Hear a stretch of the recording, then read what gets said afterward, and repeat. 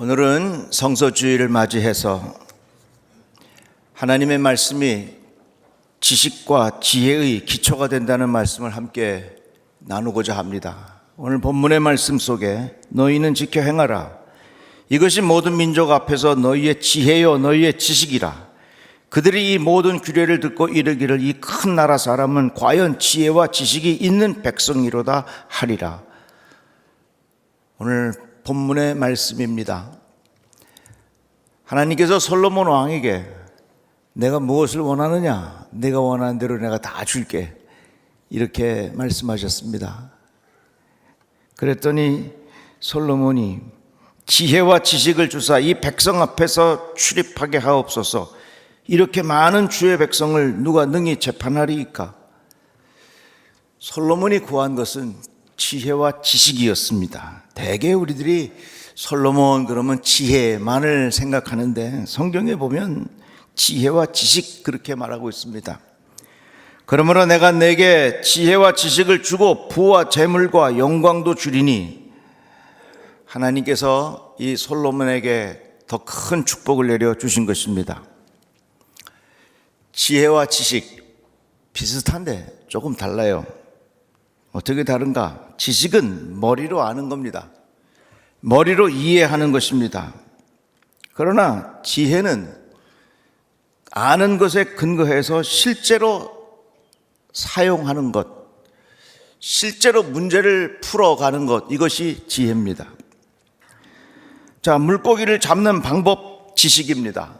어떤 미끼를 쓰면 좋고, 어디에 물고기가 많고, 어느 계절에 고기가 많이 모이고, 이런 것들을 아는 것이 지식입니다.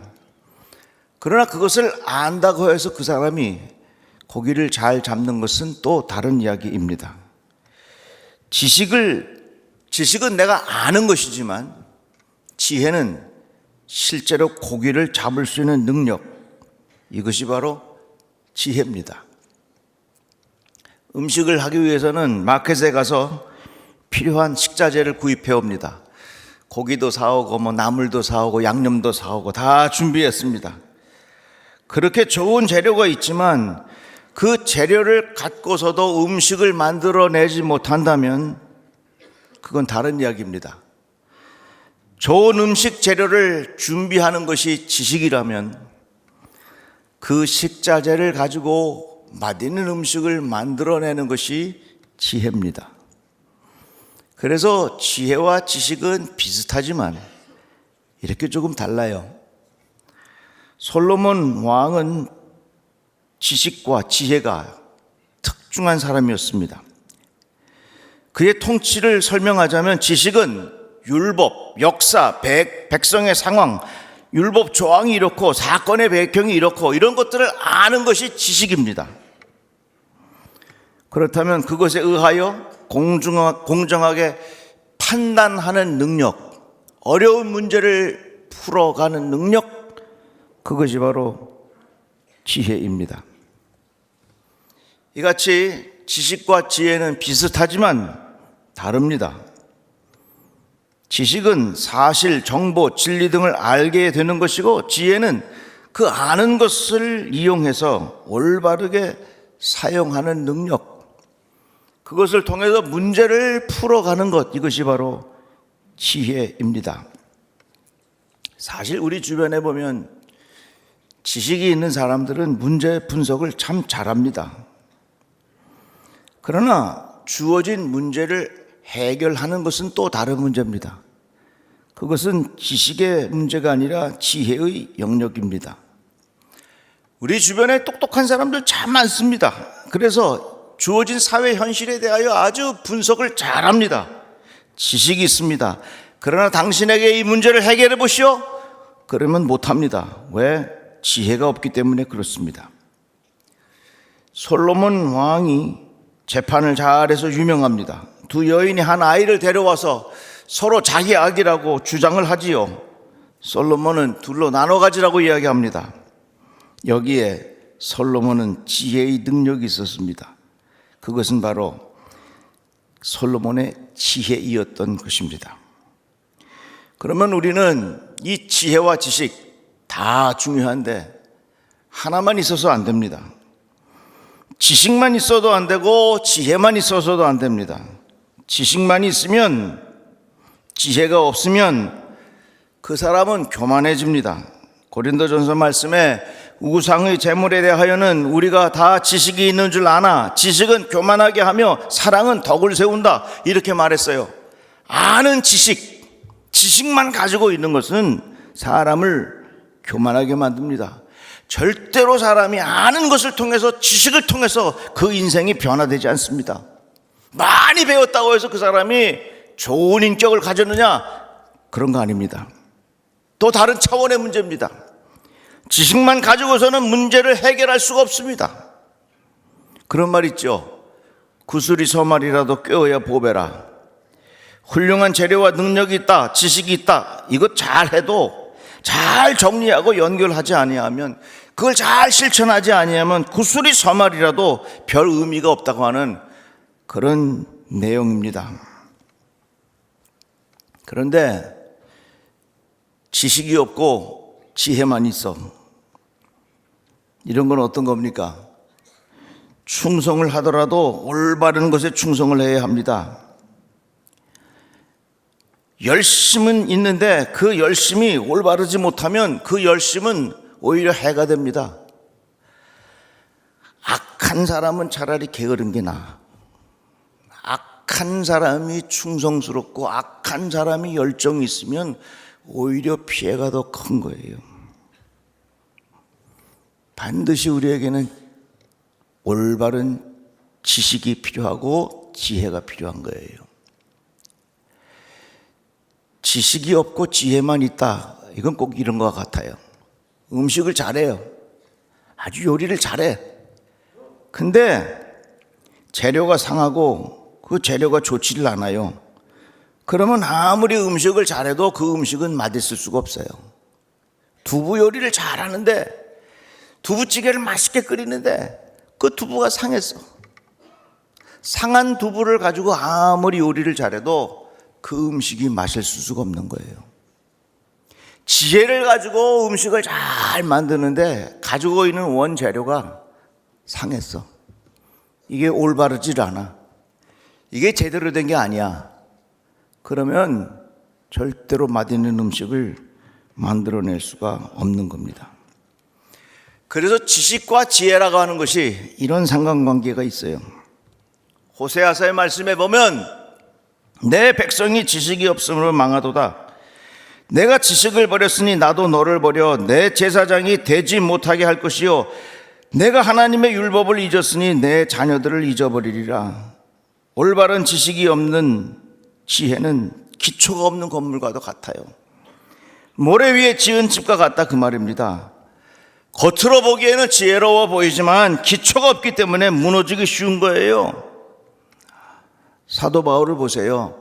사도 바울이 예수님 만나기 전에 얼마나 열심이었던 사람입니까? 그러나 그의 열심은 잘못된 열심이었다고 하는 겁니다. 사도 바울이 이렇게 고백하죠. 우리 다 같이 한번 이 말씀 읽어보겠습니다. 내가 증언하노니 그들이 하나님께 열심히 있으나 올바른 지식을 따른 것이 아니니라. 하나님의 의를 모르고 자기 의를 세우려고 힘써 하나님의 의에 복종하지 아니하였느니라. 사도 바울이 지혜롭게 열심히 잘 했는데 그게 바른 지식이 아니야. 이건 못한 거하고 똑같자면 음식을 잘 만드는 기술이 있는데 그 원재료가 잘못됐어. 그러면 거기 좋은 음식이 나올 수가 없는 거예요.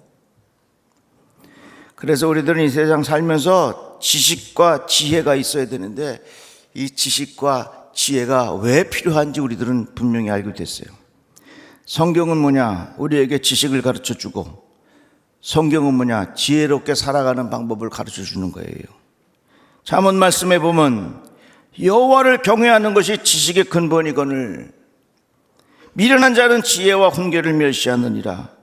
대전 너희가 지식을 미워하며 여호와 경외하기를 즐거워하지 아니하며. 여호와를 경외하는 것, 이게 지식의 근본이라는 거예요. 여기에 근본이라고 하는 표현을 썼지만 영어 성경에 보면요, 지식의 시작이 여호와를 경외하는 거다, 이렇게 말한 겁니다. 또 여호와를 경외하는 것이 지혜의 근본이요 거룩하신 자를 아는 것이 명철이니라. 여기에 표현된 지혜의 근본이라고 하는 말, 이것 또한 역시 지혜의 시작은 하나님을 경외한다, 이렇게 표현하고 있습니다. 그러니까 이 두 말씀을 보면 우리가 살면서 이 지식과 지혜라고 하는 것이 얼마나 중요한지 모르는데, 그 모든 지혜와 지식의 시작은 어디서부터 오느냐? 하나님을 경외하는 것에서부터 온다, 그 말이에요. 그러면 하나님을 경외한다, 이게 잘 피부에 와닿질 않아요. 쉽게 말하자면 하나님의 말씀을 인정한다는 거예요. 자, 환자가 병원에 갔어요. 의사 선생님을 만났습니다. 치료가 잘 되려면 의사 선생님이 하시는 말씀을 그걸 믿어야 돼. 의사 선생님이 이거는 이렇고 이건 그랬는데, 선생님, 내가 인터넷에 찾아보고 챗 GPT에 알아봤더니 선생님 그거 말이 틀리는데요. 그러면 선생님이 당신 나가시오 그럴 거예요. 선생님이 이렇게 치료하고 이런 수술도 하고 이런 약도 먹고 이것은 잡숫고 이건 먹지 말고 이런 것들을 쭉 가르쳐주면, 선생님 제가 선생님 말씀 잘 따라서 한번 치료해 보겠습니다. 그러면 그 과정을 통해서 잘 치료가 되는 거예요. 집에 와가지고 약을 보고서 약은 못생겨서 안 먹고, 약은 커서 안 먹고, 그래서 반 잘라 먹고, 조제를 자기가 다 해.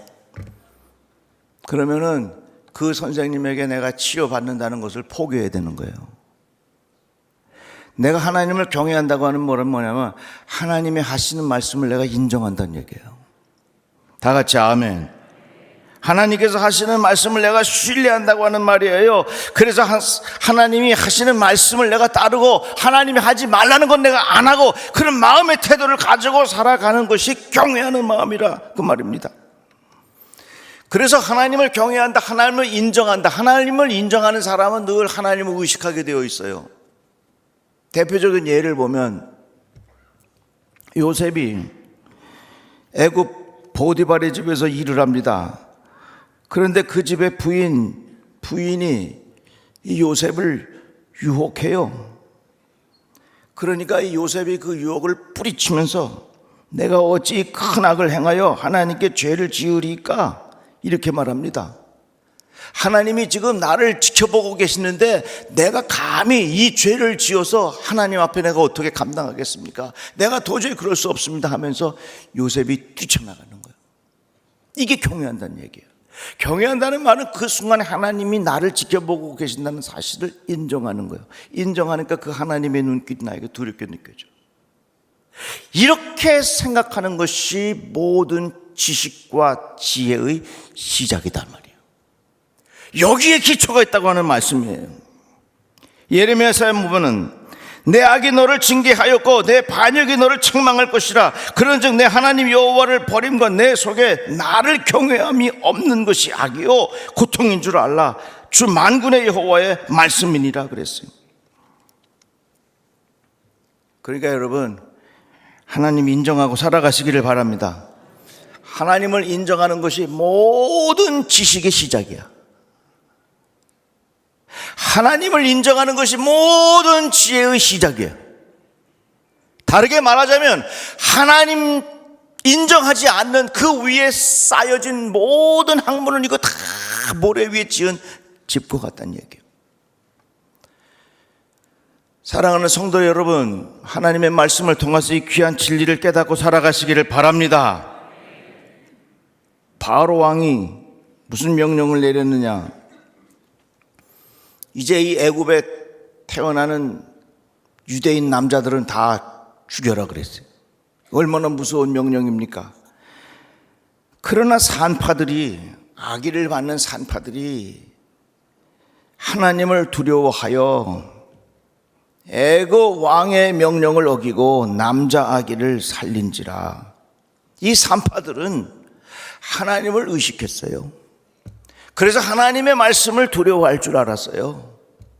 바로 왕은 유대인 남자들을 죽이라고 이야기했지만 하나님께서 계신데, 하나님께서 살아계신데 그것을 인정하는 마음이 이 산파들에게 있으니까 두려운 마음으로 그 일을 못하는 거예요.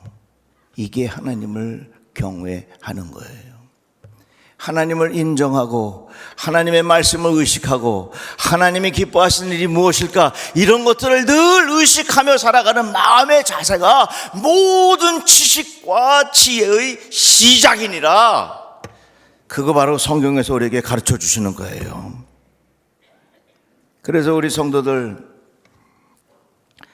하나님 살아계신 걸 인정하고 살아가시기를 바랍니다. 이것이 바로 지혜와 지식의 근거가 된다고 말했어요. 히브리서 말씀에 보면, 우리 말씀 다 같이 한번 읽어보겠습니다.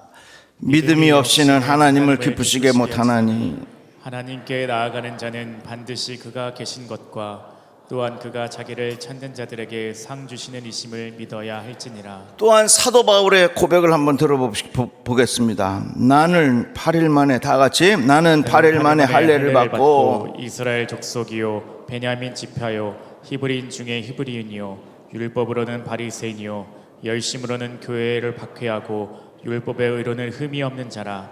그러나 무엇이든지 내게 유익하던 것을 내가 그리스도를 위하여 다 해로 여길 뿐더러 또한 모든 것을 해로 여김은 내 주 그리스도 예수를 아는 지식이 가장 고상하기 때문이라.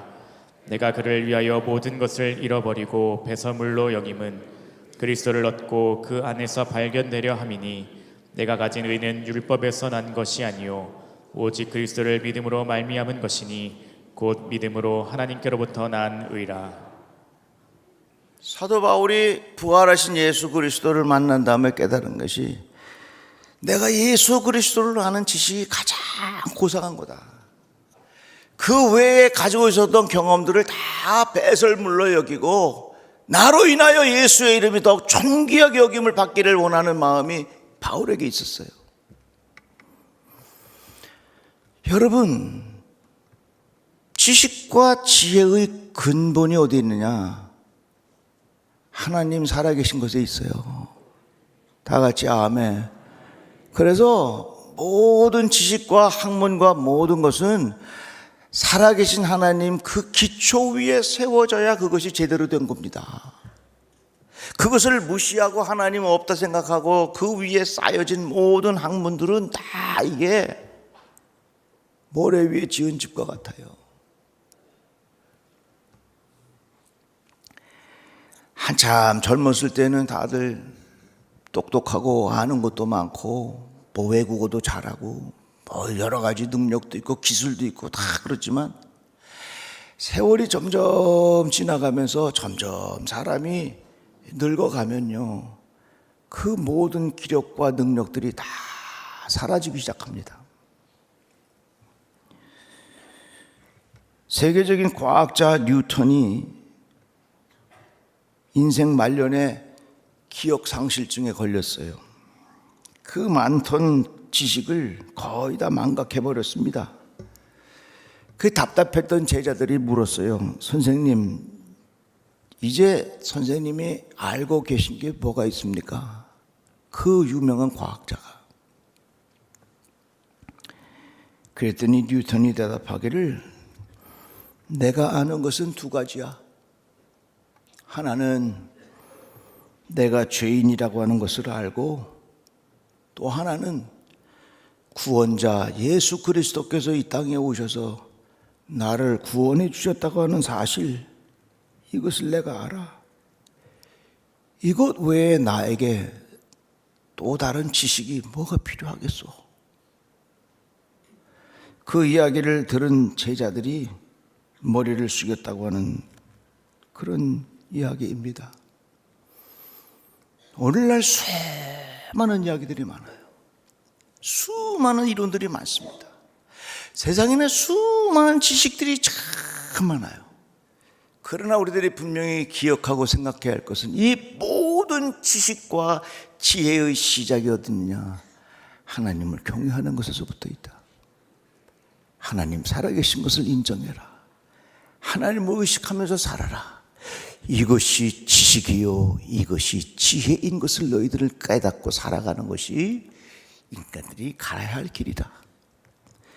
오늘 성서주의를 맞이해서 우리 모든 성도들의 마음속에 이 지혜와 지식이 바로 하나님의 말씀 안에 있다는 사실을 깊이 명심하시고 하나님의 말씀에 깊이를 더해가기를 주의 이름으로 축복합니다.